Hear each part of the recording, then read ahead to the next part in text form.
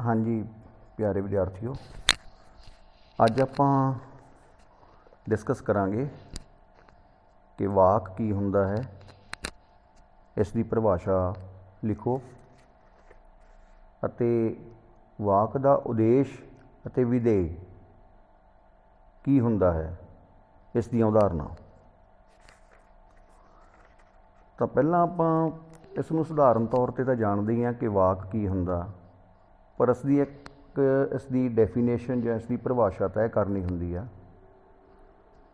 ਤਾਂ ਉਦੋਂ ਸਾਡੇ ਸਾਹਮਣੇ ਇਹ ਗੱਲ ਆਉਂਦੀ ਹੈ ਕਿ ਵਾਕ ਕੀ ਹੁੰਦਾ। ਤਾਂ ਅਸੀਂ ਜਾਣਦੇ ਹਾਂ ਵੀ ਜਿਹੜਾ ਸ਼ਬਦ ਆ, ਭਾਸ਼ਾ ਦੀ ਛੋਟੀ ਤੋਂ ਛੋਟੀ ਸੁਤੰਤਰ ਇਕਾਈ ਹੈ ਜਿਹੜੀ, ਉਹਨੂੰ ਅਸੀਂ ਸ਼ਬਦ ਕਹਿੰਦੇ ਹਾਂ। ਤਾਂ ਸ਼ਬਦਾਂ ਦੇ ਸਮੂਹ ਤੋਂ ਵਾਕਾਂਸ਼ ਬਣਦੇ ਆ। ਵਾਕਾਂਸ਼ਾਂ ਦੇ ਸਮੂਹ ਤੋਂ ਵਾਕ ਦੀ ਰਚਨਾ ਹੁੰਦੀ ਹੈ। ਇਸ ਤਰ੍ਹਾਂ ਵਾਕ ਭਾਸ਼ਾ ਦੀ ਵੱਡੀ ਤੋਂ ਵੱਡੀ ਇਕਾਈ ਹੈ।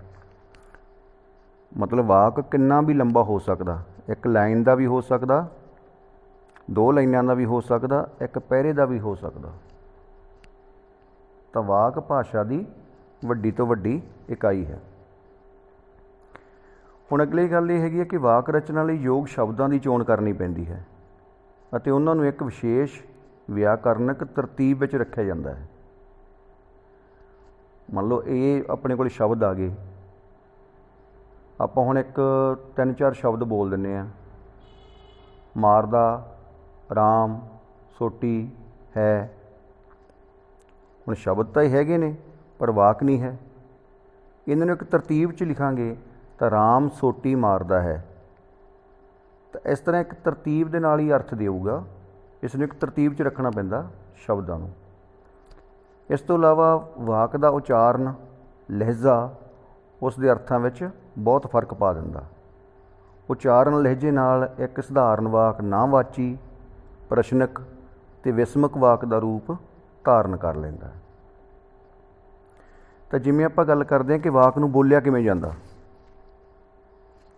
ਲਹਿਜ਼ਾ ਤੁਹਾਡਾ ਜਿਹੜਾ ਹੈਗਾ ਵਾਕ ਦੇ ਅਰਥਾਂ ਨੂੰ ਪ੍ਰਭਾਵਿਤ ਕਰਦਾ।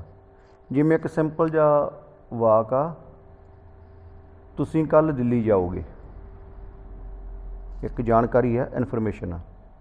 ਹੁਣ ਆਪਾਂ ਤੁਸੀਂ 'ਤੇ ਜ਼ੋਰ ਪਾ ਕੇ ਬੋਲੀਏ, ਤੁਸੀਂ ਕੱਲ੍ਹ ਦਿੱਲੀ ਜਾਓਗੇ, ਅਤੇ ਇਹਦਾ ਮਤਲਬ ਪੁੱਛਿਆ ਜਾ ਰਿਹਾ ਵੀ ਤੁਸੀਂ ਜਾਓਗੇ ਜਾਂ ਕੋਈ ਹੋਰ ਜਾਊਗਾ।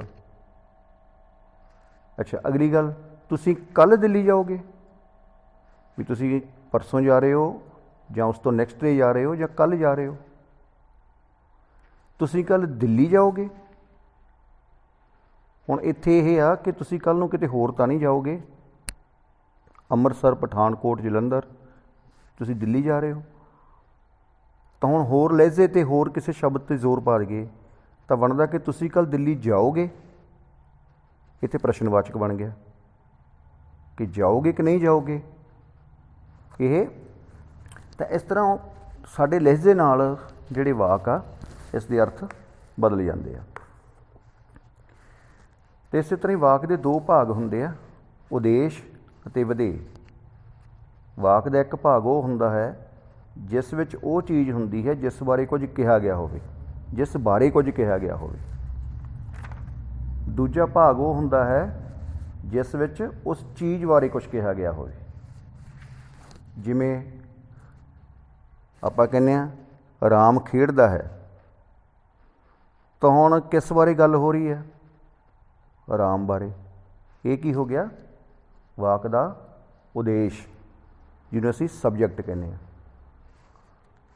ਰਾਮ ਖੇਡਦਾ ਹੈ, ਹੁਣ ਰਾਮ ਬਾਰੇ ਅੱਗੇ ਗੱਲ ਕਹੀ ਗਈ ਹੈ।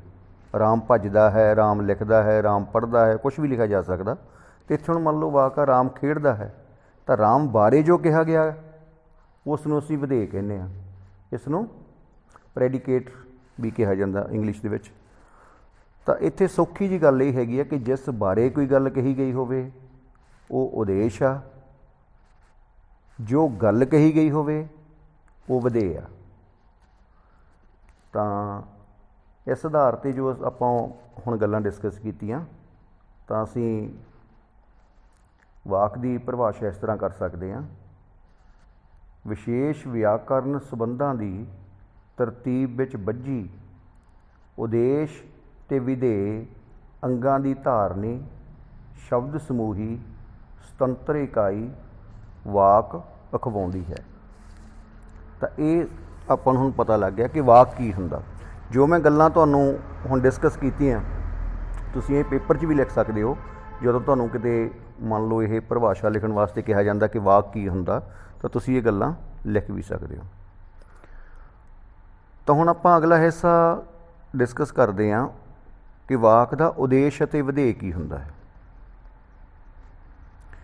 ਭਾਸ਼ਾ ਦੇ ਵਿਆਕਰਨ ਅਧਿਐਨ ਲਈ ਵਾਕ ਨੂੰ ਭਾਸ਼ਾ ਦੀ ਵੱਡੀ ਤੋਂ ਵੱਡੀ ਇਕਾਈ ਮੰਨ ਕੇ ਇਸ ਵਿੱਚ ਵਿਚਰਨ ਵਾਲੀਆਂ ਛੋਟੀਆਂ ਇਕਾਈਆਂ ਦਾ ਵਿਸ਼ਲੇਸ਼ਣ ਕੀਤਾ ਜਾਂਦਾ ਹੈ।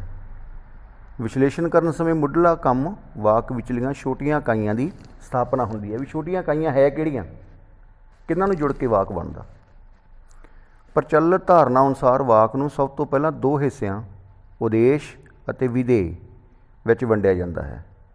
ਵਾਕ ਵਿੱਚ ਜਿਸ ਚੀਜ਼ ਬਾਰੇ ਕੋਈ ਗੱਲ ਕਹੀ ਜਾਵੇ ਉਸ ਨੂੰ ਵਾਕ ਦਾ ਉਦੇਸ਼ ਕਿਹਾ ਜਾਂਦਾ ਹੈ, ਪਰੰਤੂ ਉਸ ਚੀਜ਼ ਬਾਰੇ ਜੋ ਕਿਹਾ ਜਾਵੇ ਉਸ ਨੂੰ ਵਿਧੇਯ ਆਖਿਆ ਜਾਂਦਾ ਹੈ। ਜਿਵੇਂ ਫੋਰ ਐਗਜ਼ਾਮਪਲ ਕੁਛ ਵਾਕ ਮੈਂ ਤੁਹਾਡੇ ਨਾਲ ਸ਼ੇਅਰ ਕਰਦਾ। ਮੁੰਡਾ ਆਇਆ, ਸਾਡਾ ਮੁੰਡਾ ਆਇਆ, ਸਾਡਾ ਮੁੰਡਾ ਘਰ ਆਇਆ, ਸਾਡਾ ਸਭ ਤੋਂ ਵੱਡਾ ਮੁੰਡਾ ਅਜੇ ਤੱਕ ਘਰ ਨਹੀਂ ਆਇਆ। ਤਾਂ ਇਹਨਾਂ ਵਾਕਾਂ ਦੇ ਆਪਾਂ ਉਦੇਸ਼ ਅਤੇ ਵਿਧੇਯ ਕਿਵੇਂ ਨਿਖੇੜਾਂਗੇ। ਤਾਂ ਪਹਿਲੇ ਵਾਕ ਦੇ ਵਿੱਚ ਮੁੰਡਾ ਜਿਸ ਬਾਰੇ ਗੱਲ ਹੋ ਰਹੀ ਹੈ ਉਹ ਉਦੇਸ਼, ਆਇਆ ਵਿਧੇਯ। ਉਸ ਤੋਂ ਅਗਲੇ ਵਾਕ ਵਿੱਚ ਸਾਡਾ ਮੁੰਡਾ, ਉਹ ਉਦੇਸ਼, ਆਇਆ ਵਿਧੇਯ। ਫਿਰ ਸਾਡਾ ਮੁੰਡਾ ਘਰ ਆਇਆ, ਸਾਡਾ ਮੁੰਡਾ ਘਰ ਤੱਕ ਆਇਆ ਵਿਧੇਯ। ਸਾਡਾ ਸਭ ਤੋਂ ਵੱਡਾ ਮੁੰਡਾ, ਕਿਸ ਬਾਰੇ ਗੱਲ ਹੋ ਰਹੀ ਹੈ, ਸਾਡਾ ਸਭ ਤੋਂ ਵੱਡਾ ਮੁੰਡਾ। ਹੁਣ ਅੱਗੇ ਤਾਂ ਕੁਛ ਵੀ ਹੋ ਸਕਦਾ ਹੈ, ਉਹ ਖੇਡਣ ਗਿਆ ਹੈ, ਉਹ ਪਤੰਗ ਉਡਾ ਰਿਹਾ ਹੈ, ਪਰ ਅੱਗੇ ਕੀ ਕਿਹਾ ਗਿਆ, ਅਜੇ ਤੱਕ ਘਰ ਨਹੀਂ ਆਇਆ। ਤਾਂ ਅਜੇ ਤੱਕ ਘਰ ਨਹੀਂ ਆਇਆ ਜੋ ਹੈ ਉਹ ਵਿਧੇਯ ਹੈ। ਉਦੇਸ਼ ਨੂੰ ਅੰਗਰੇਜ਼ੀ ਵਿੱਚ ਸਬਜੈਕਟ ਅਤੇ ਵਿਧੇਯ ਨੂੰ ਪ੍ਰੈਡੀਕੇਟ ਕਹਿੰਦੇ ਹਨ। ਤਾਂ ਬਾਕੀ ਇਸ ਨੂੰ ਤੁਸੀਂ ਡੈਫੀਨੇਸ਼ਨ ਵਗੈਰਾ ਨੂੰ ਜਾਂ ਤਕਨੀਕੀ ਤੌਰ 'ਤੇ ਹੋਰ ਵੀ ਬਰੀਕੀ ਨਾਲ ਸਮਝ ਸਕਦੇ ਹੋ, ਇਸ ਦਾ ਅਧਿਐਨ ਕਰ ਸਕਦੇ ਹੋ। ਤਾਂ ਸੰਖੇਪ ਅਤੇ ਜਿਹਨੂੰ ਆਪਾਂ ਕਹਿੰਦੇ ਹਾਂ ਸਮਝਣ ਵਾਲੀ ਗੱਲ ਇਹ ਆ ਕਿ ਜਿਸ ਬਾਰੇ ਕੋਈ ਗੱਲ ਕਹੀ ਗਈ ਹੋਵੇ ਉਹ ਵਾਕ ਦਾ ਉਦੇਸ਼ ਆ, ਅਤੇ ਜੋ ਗੱਲ ਕਹੀ ਗਈ ਹੋਵੇ ਉਹ ਵਾਕ ਦਾ ਵਿਧੇਯ ਹੈ। ਧੰਨਵਾਦ।